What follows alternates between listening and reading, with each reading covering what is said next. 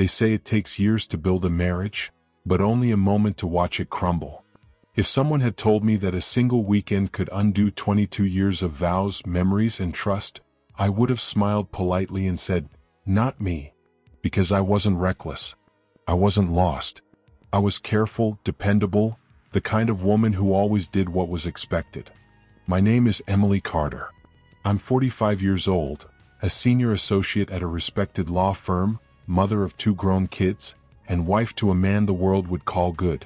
David, my husband, ran his own auto shop. A man of grit and grease, with calloused hands and an honest heart. He could fix anything: engines, fences, leaking pipes. Anything, except us. Somewhere between the late nights at work, the quiet dinners, and the years that blurred together, something sacred slipped away. We stopped touching. We stopped talking. And in the stillness that replaced the laughter, I started to feel invisible. What happened next, I didn't plan it. I didn't even see it coming. But it only takes one unexpected moment, one spark in the middle of routine, to make you question everything you thought you'd never risk. So stay with me till the end. Because this isn't just a story about betrayal, it's about the price of silence, the weight of loneliness, and how one weekend can change everything you thought you knew about love. And before we dive deeper, don't forget to subscribe to Dark Infidelity Stories. Every day we uncover the secrets people hide behind perfect lives, and the truths that destroy them. Our marriage had turned into a well-oiled machine, predictable, stable, and painfully silent. Every night, he'd come home smelling of engine oil and exhaustion. He'd eat in near silence, drift toward the couch, and fall asleep halfway through the evening news. I loved him truly. But love had begun to feel one-sided, invisible, like I'd become another piece of furniture in his familiar world, always there, rarely noticed. Then came Ethan Blackwell, my boss. Sharp suit, sharp mind, sharper smile. He was everything David wasn't: charismatic, confident, charming in that effortless way that draws a room toward him. Ethan noticed everything: my haircut, the perfume I wore, even the color of my nail polish. He'd lean in close during meetings, his voice dipping low, teasing, deliberate. I told myself it was harmless, just office banter. But the first time he called me, the most graceful lawyer in the building, something in me flickered to life. He made me feel seen, desired, something I hadn't felt in years. So when he invited me to a weekend retreat to discuss a high-profile case, I hesitated. He smiled, that kind of smile that convinces you danger is exciting, and said, "You deserve a break, Emily.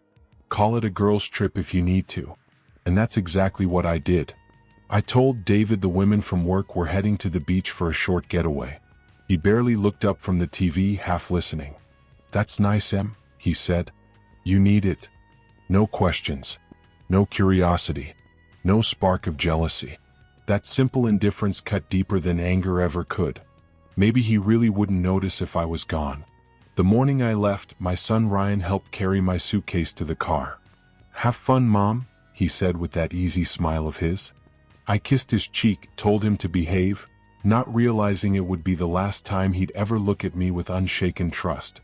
Because that weekend wasn't with the girls, was with Ethan. The resort was a private slice of paradise, the kind of place built for secrets. White sand, soft waves, rooms that smelled like luxury and temptation.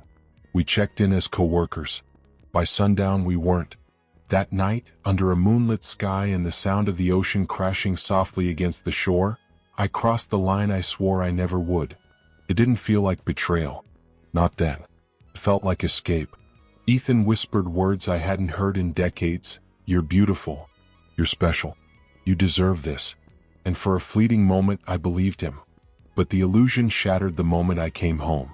2 days later, guilt hit harder than the ocean's tide. David was waiting at the door, smiling softly. "How was it?"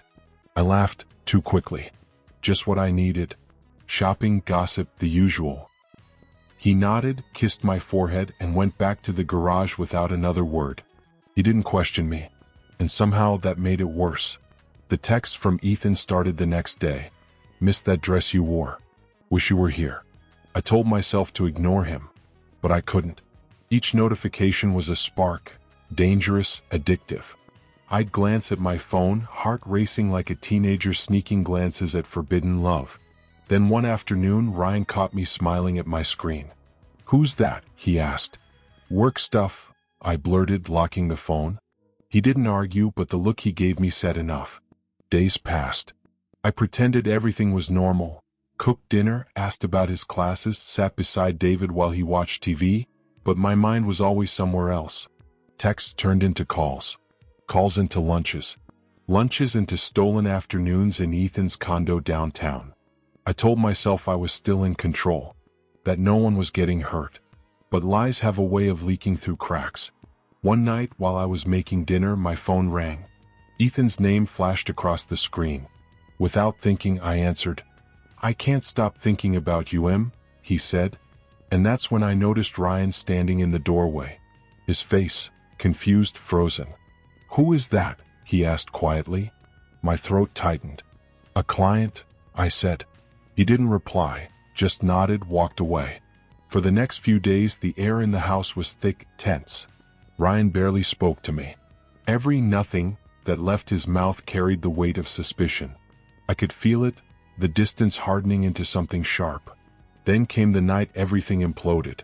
David had texted earlier, said he'd be late at the garage. Ethan came over. We thought we were safe. We were wrong. Ryan came home early from practice. I heard his voice before I saw him. "Mom?" Then the door opened and time froze. His eyes went wide. Ethan's panic was instant. "Ryan, it's not." "Get out," Ryan shouted. Ethan's men, stationed downstairs for security, rushed in, shouting, shoving, a crash. I screamed, "Stop," but it was too late. When I reached the stairs, Ryan was on the floor. His leg twisted at an unnatural angle, blood on his forehead. I fell beside him, shaking, sobbing. He looked at me, disgusted, broken. "You're disgusting," he whispered. Then his eyes fluttered shut. Ethan grabbed me, saying, "It was an accident. We'll handle it." But I knew none of this was an accident. This was all me. Hours later, the phone rang. It was David. His voice was ice. "Ryan told me everything," he said. I tried to speak, but the line went dead. That was the moment I realized I hadn't just cheated. I had detonated my entire life. The next morning, I went to work, pretending everything was fine. Ethan sent flowers. A meaningless bouquet that made me sick to my stomach. David called. Again and again. I couldn't answer.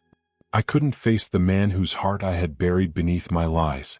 That night, when I finally came home, the house felt foreign. David's car was gone. My suitcase, the one from the girls' trip, still sat in the hallway. I opened it, staring at the sand still clinging to my clothes. The scent of salt and guilt hit me like a punch. That was the moment it truly hit. My lie wasn't a secret anymore. It was a ticking bomb that had already gone off. I didn't sleep that night. Because how could I, when everything I loved had already turned to ash? I couldn't move. I sat on the edge of my bed, staring blankly at my phone, waiting, hoping that David would call again. Maybe a message, even a single word. But there was nothing. Just silence. The kind of silence that doesn't just fill a room, it crawls inside you, twisting, burning, reminding you that time only moves forward, never back. Ryan was still in the hospital. I tried to visit that morning, desperate to see my son, to tell him how sorry I was. But the nurse at the reception desk had looked at me with pity and said softly, "Your son requested that you not be allowed in right now." Those words shattered something inside me. I just stood there, numb, as if the air had turned solid around me. My son, my own child, didn't want to see me. And the worst part was I couldn't even blame him. I had earned that rejection. But knowing that didn't make it hurt any less. It felt like someone had reached into my chest and torn out whatever was left of my heart. I sat in my car for over an hour in that hospital parking lot, watching people come and go, wondering how they were managing to breathe when I could barely manage it myself. I didn't know where to go. Home wasn't an option. David might be there and I couldn't face him. Work wasn't safe either. Ethan could show up, pretending like everything was under control. So I just drove, aimlessly, until I ended up at a small park near the river. I parked the car and stared at the slow-moving water, watching the ripples bend the sunlight. That's where everything finally hit me. The lies, the trip, the affair, Ryan's injury, David's broken heart. It all stacked together like bricks pressing against my chest until I could barely breathe. By the time I went home that evening, the sun was gone. The house was dark, quiet, like it had already decided to give up on me. There was a single note on the kitchen table, written in David's familiar handwriting. "You destroyed everything. Don't come near me or the kids." My hands trembled as I read those words over and over. No argument, no shouting, no chance to beg. Just a clean, final cut. The man who had loved me for 22 years was gone, and I had no one to blame but myself.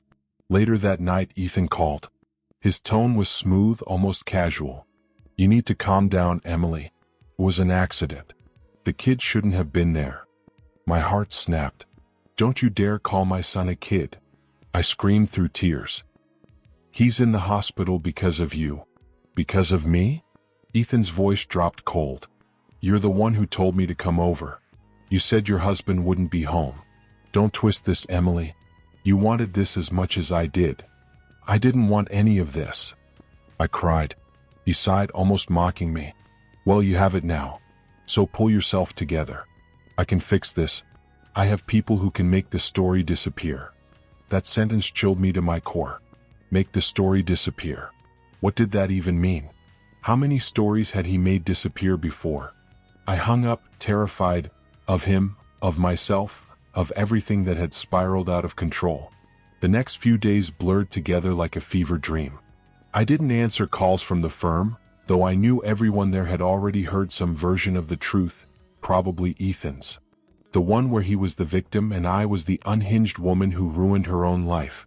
By the third day I couldn't take it anymore. I drove to the hospital, telling myself I didn't care if David threw me out again. I just needed to see my son. When I entered Ryan's room, David was sitting beside him, holding his hand.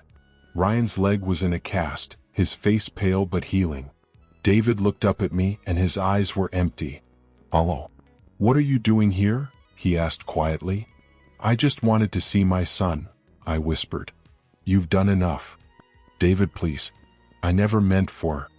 He stood abruptly, cutting me off. "You don't get to talk about what you meant. You lied. You cheated. And our son is hurt because of your lies." "David, I'm sorry." "Don't." His voice cracked like a whip. "Get out." I turned toward Ryan, praying for some trace of love in his eyes, but what I saw was worse than anger. It was disappointment. "Mom," he said weakly, "you ruined Dad. You ruined all of us." Those words echoed inside me long after I left the hospital. I cried the entire drive home, barely able to see the road through my tears. That night, Ethan called again. I didn't answer. I turned off my phone just after midnight, desperate for silence.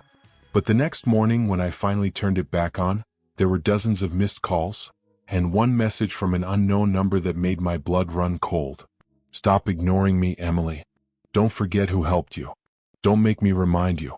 I didn't know if it was Ethan or one of his men, but suddenly, every shadow in my house felt like a threat. Every sound made me flinch. I couldn't sleep. I couldn't eat. By afternoon, I drove to my best friend Sarah's house. She opened the door and the look in her eyes said it all. She already knew. "Oh my God, Emily," she whispered. "What have you done?" "Please," I begged. "I just need someone to talk to." She shook her head. "David told Mike everything. People are talking. You should leave, Emily. Just go." "Sarah, please, I didn't mean for..." But she closed the door before I could finish. And that was it. The last person I thought I could count on, gone. I was utterly, completely alone. That night, I went to the office to clear out my desk. Ethan was waiting, leaning against my chair like he owned the place. "I told you to relax," he said with that same smug grin. "I'm done, Ethan. I can't do this anymore. My family..." "Your family's gone?" he interrupted coldly. "Face it, Emily. You have me now." I stepped back, shaking my head. "No, I don't have you. You used me." He laughed. "You really think I risked my career for you? You were just convenient." Something in me broke for good in that moment. Whatever illusion I had that this was love, it died right there. I walked out without another word, tears blurring my vision. The next morning, I saw David's truck parked across the street. He was sitting inside, motionless, staring at the house. For a second, I almost went out. I almost begged. But something in his face, the calmness, the distance, froze me where I stood. He started the engine and drove off. Hours later, a neighbor told me she'd heard shouting from Ethan's house that night. Then a gunshot. Then police sirens. My heart stopped. I called Ethan's phone again and again. No answer. Then finally, a message appeared from David's number. "You'll see what justice looks like." I dropped the phone, shaking so hard I could barely breathe. I didn't leave the house for 3 days. I couldn't. I just sat there replaying those words, justice, over and over in my mind. It didn't sound like a threat. It sounded like a promise. I kept telling myself David wouldn't do something violent. He wasn't that kind of man. But the truth was, after everything I'd done, I didn't know him anymore. On the 4th morning, I turned on the news. And there it was, the headline that made my stomach twist. Ethan Blackwell, prominent attorney, arrested. And just like that, I knew the story wasn't over. It was only beginning. The news hit like a punch to the gut. The FBI had raided his firm. Fraud. Embezzlement. Money laundering. Words that didn't belong anywhere near the man I thought I knew. Ethan's picture flashed on the screen, right beside a headline that made my stomach twist. Prominent attorney facing federal charges linked to criminal network. I couldn't breathe. My fingers trembled so hard the remote almost slipped from my hand. I'd always known Ethan had secrets. The untraceable clients, the cash-only deals, the late-night calls he always took behind closed doors. But I never thought the truth would stretch this dark, this far. Then my phone rang. It was David. For a long, painful second, I couldn't bring myself to answer. And when I finally did, his voice wasn't angry. It was calm, terrifyingly calm. "They got him," he said. "David, please." I tried to speak. "You picked him over us," he cut in. "Now you'll go down with him." The line went dead before I could explain, before I could say I didn't know. But maybe it didn't matter, because the truth was already bigger than me. By the end of that day, 2 FBI agents stood in my doorway. Their eyes were cold, their tone rehearsed. They had a warrant. Ethan had used my name, my credentials to move money between shell accounts. On paper, I wasn't innocent. I was his accomplice. I told them I had no idea, that I'd never touched the accounts, but the evidence said otherwise. Emails, digital signatures, transfers. My name was everywhere it shouldn't be. They took my laptop, my phone, even my old case files. And when they walked out, they took my career with them. By morning, my law license was suspended. I called David. No answer. I called Sophie. She didn't pick up, she just sent one text. "Dad told me everything. Don't contact us again." That message shattered me. I fell to the floor, clutching my phone, sobbing until my throat burned. That's when it hit me. I hadn't just lost my husband. I'd lost everything. My kids, my job, my name, my life. A week later, I saw David again, not in person but on TV. He was standing outside the courthouse talking to reporters. He'd become their source. He'd given the FBI files, notes, even a recording that tied Ethan's firm to the criminal network. I had no idea he'd been collecting evidence. He looked different, sharper, colder. A man who'd already buried every part of his old life. And when the reporter asked him if it was personal, he said, "Justice isn't revenge. It's the truth finally being heard." That line echoed in my chest. I turned off the TV and sat in silence. 2 days later, the FBI came back, this time with handcuffs. I didn't resist, didn't cry. Just looked around my empty house one last time, the photos on the wall, the smiles that now felt like lies, and walked out. The trial was a blur. The prosecution had everything. Every transfer, every email Ethan had sent using my account. My lawyer tried to paint me as manipulated, a victim who signed papers she didn't understand. But the jury didn't buy it. To them, I was guilty by association. And maybe they were right. Even if I hadn't laundered the money myself, I'd looked away. I'd lied to protect a man I should have questioned. And that silence, that complicity, destroyed everything. When Ethan's trial came, he didn't even look at me. He took a plea deal, claimed I knew everything, and cut his own sentence. A week later, he was found dead in his cell. Suicide, they said. I didn't believe it. Ethan didn't die by choice. Someone made sure of it. But at that point, it didn't matter anymore. I was sentenced to 8 years. The first few weeks in prison felt unreal. Every morning, I woke up expecting someone to say it was all a mistake, that I could go home. But no one came. I thought about David's voice the night everything fell apart. About Sophie's text. About Ryan's terrified face when he realized his mother had become a headline. Months later, I got my first letter. It was from Ryan. Just 1 page. Mom, I don't hate you anymore. I just don't understand why you did it. Dad moved to a new town. I'm okay now. I hope one day you find peace, but I can't forgive you yet. I cried until I couldn't anymore. It wasn't forgiveness, but it was hope. Fragile, small, but real. Sophie never wrote. I don't blame her. Years crawled by. I worked in the prison library, kept to myself, learned to live in silence. Every now and then, I'd hear things about David. He sold the house. Moved somewhere quiet. Started fresh. They said he looked happy again. That stung, but I was glad for him. He deserved peace even if it wasn't with me. Sometimes I dream about the morning before it all fell apart. The way he kissed my forehead without looking up from his coffee. I wish I'd told him how lonely I was. How invisible I felt. Maybe things would have been different. Maybe I wouldn't have lied. But I did. And that one lie, it's just a girl's trip, became the spark that burned everything I loved to ashes.